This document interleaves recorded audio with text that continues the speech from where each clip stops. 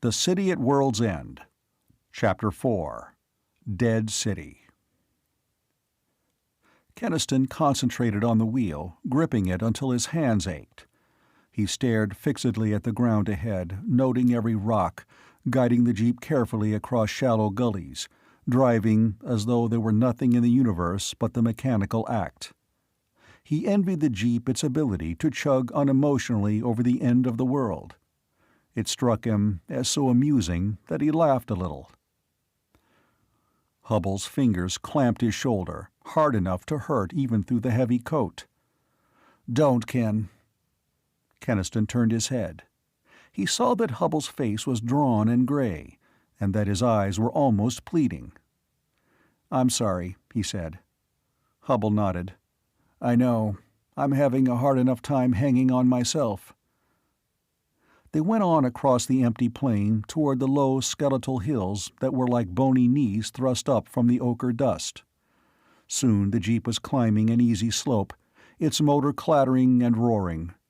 Somehow, the familiar motor sound only served to emphasize the fact that around them lay the silence and red dusk of World's End.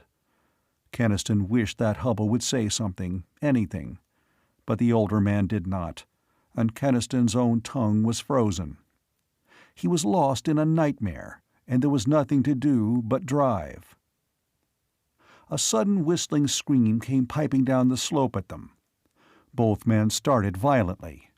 With hands slippery with cold sweat, Keniston swung the jeep a little and saw a brown furry shape about the size of a small horse bolting over the ridge, going with long, awkward bounds. Keniston slowed down until he had stopped shaking. Hubbell said in a low whisper, "Then there is still animal life on Earth, of a sort. And look there." He pointed to a deep little pit in the dusty ground with a ridge of freshly dark new soil around it. The thing was digging there, probably for water.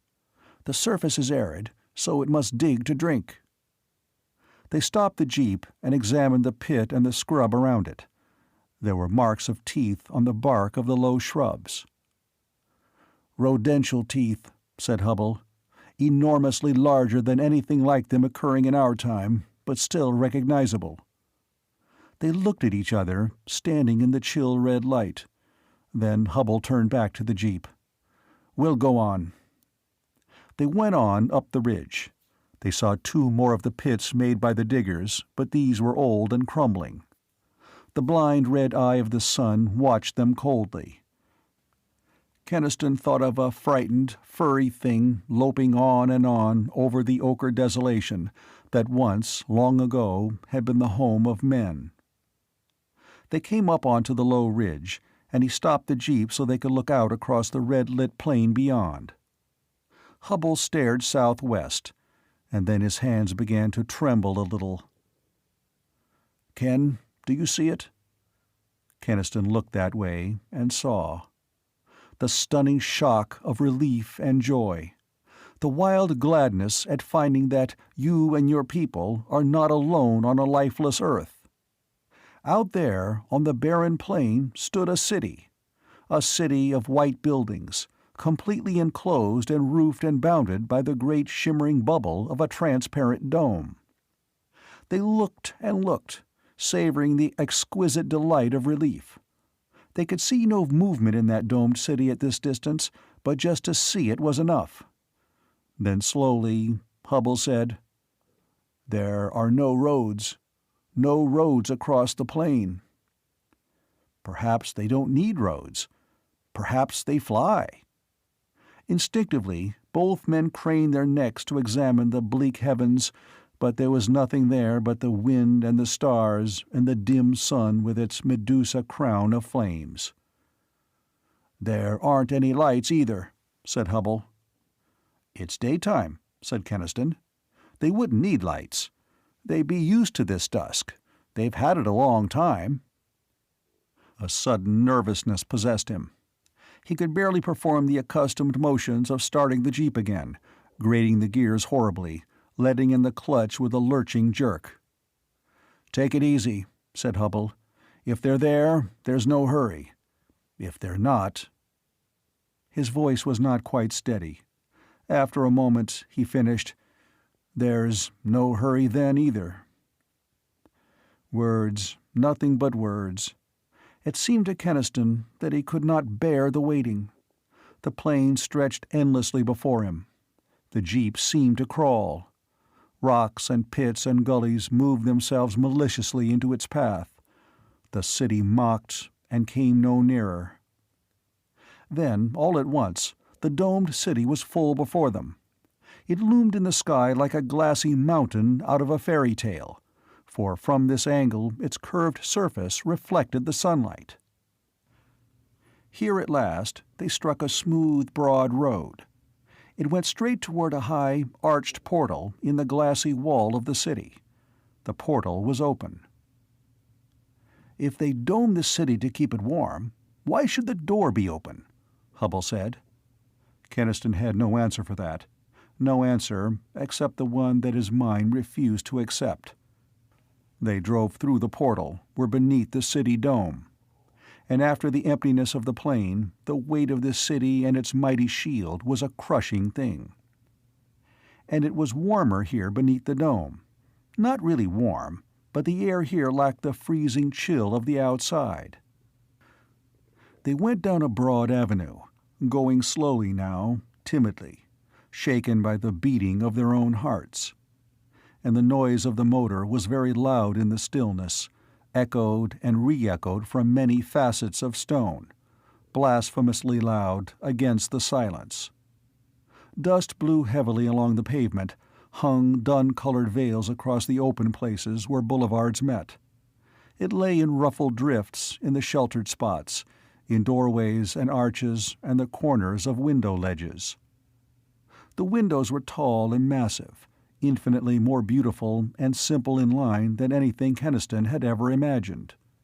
A city of grace and symmetry and dignity, made lovely with the soft tints and textures of plastics, the clean strength of metal and stone. A million windows looked down upon the jeep and the two men from another time. A million eyes dimmed with cataracts of dust, empty, blind. Some were open, some shut, but none saw.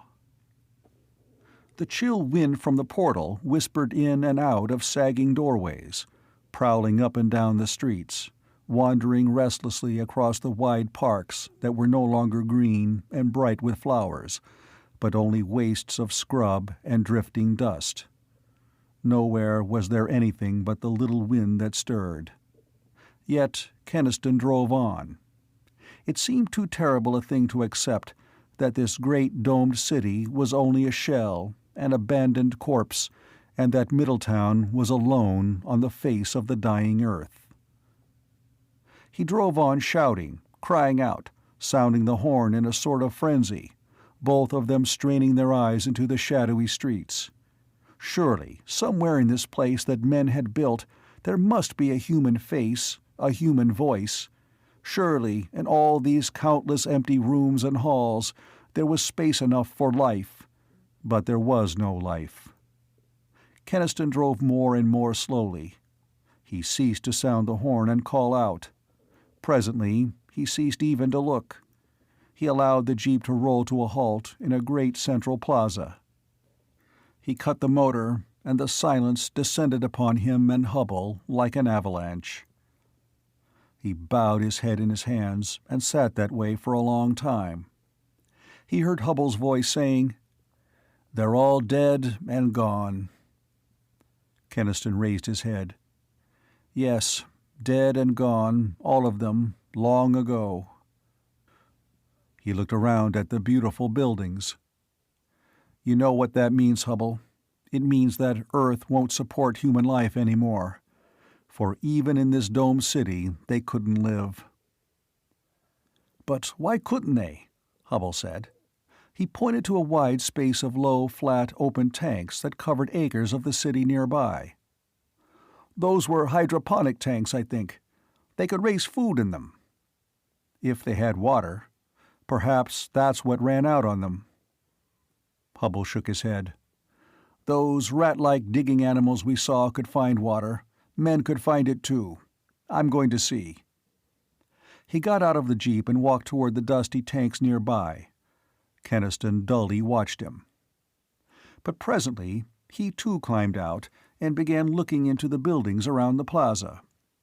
He could see little but lofty, shadowy rooms illuminated only by the sad light that filtered through dusty windows. In some of the rooms was heavy furniture of metal, massive yet graceful. In others, nothing but the quiet dust. A great sadness and futility came upon Keniston as he went slowly around the silent streets.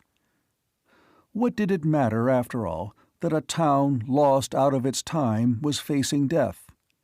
Here a race had died, and the face of the earth was barren wilderness. Keniston was roused from his numbness by Hubbell's voice. "There's still water there, Ken. Big reservoirs of it under those tanks. So that isn't what ended them. It was something else." "What difference does it make now what it was?"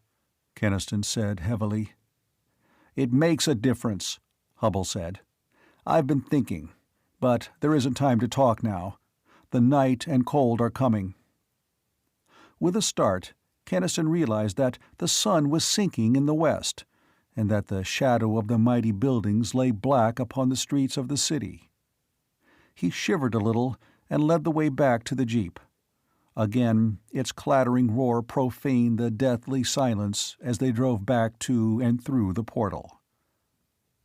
"We have to get back," Hubbell was saying. "They don't know yet in Middletown what they're facing." "If we tell them of this place," Keniston said, "if they learn that there are no more people, that they're maybe all alone on Earth, they'll go mad with panic." The sun was very low, a splotch of crimson that bulked huge in the western sky as the jeep whined and lurched toward the ridge. The stars were brighter, the unfamiliar stars that had done with man. The cold became more piercing by the minute as the dusk deepened. A horror of the dying planet's gathering night gripped both men. They uttered exclamations of shaken relief when the jeep finally topped the ridge. For there ahead, incongruous on this nighted elder Earth, gleamed the familiar street lights of Middletown. The bright axes of Main Street and Mill Street, the fainter gridiron of the residential sections, the red neon beer signs of South Street, all shining out on the icy night of a dead world. "I forgot about antifreeze in the jeep's radiator," Keniston said inconsequentially. It was that cold now. The wind had the edge of a razor of ice, and even in their heavy coats they couldn't stop shivering. Hubbell nodded. "People have to be warned about things like that. They don't know yet how cold it will be tonight." Keniston said hopelessly, "But after tonight, when the fuel and food are gone, what then? Is there any use struggling?" "Why, no. If you look at it that way, there's no use," Hubbell said. "Stop the jeep and we'll lie down beside it and freeze to death quickly and comfortably." Keniston drove in silence for a moment. Then he said, "You're right." "It isn't completely hopeless," Hubbell said. "There may be other domed cities on Earth that aren't dead. People, help, companionship. But we have to hang on until we find them. That's what I've been thinking about, how to hang on." He added, as they neared the town, "Drive to City Hall first." The barricade at the end of Jefferson Street had a leaping bonfire beside it now. The police guards, and a little knot of uniformed National Guardsmen, had been staring out into the gathering darkness. They greeted the jeep excitedly, asking eager questions, their breath steaming on the frosty air. Hubbell steadily refused answers. There would be announcements soon. But the terrier-like little police captain who cleared the way through the group for them had his own questions before they left him. "They're talking stuff around City Hall about the whole Earth being dead. What's there to this story about falling through time?" Hubble evaded. "We're not sure of anything yet. It'll take time to find out." The police captain asked shrewdly, "What did you find out there? Any sign of life?" "Why, yes, there's life out there," Hubble said. "We didn't meet any people yet, but there's life." Furred and furtive life, timidly searching for its scant food, Keniston thought. The last life, the poor last creatures who were the inheritors of Earth. Swept by an icy wind, South Street was as empty-looking as on a February night, but the red beer signs beckoned clamorously and the bars seemed crowded. Bundled-up children were hanging about the pond in Mill Street Park. Keniston realized the reason for their whooping excitement when he saw the thin ice that already sheeted the pond. The cold was already driving the crowd off Main Street.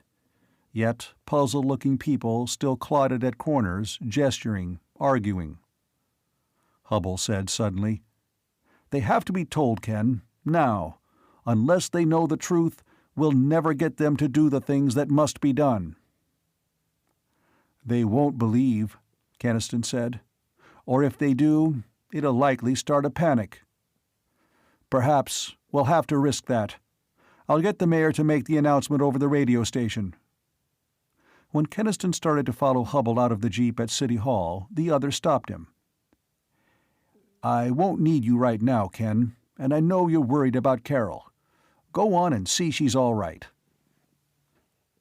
Keniston drove north through streets already almost deserted.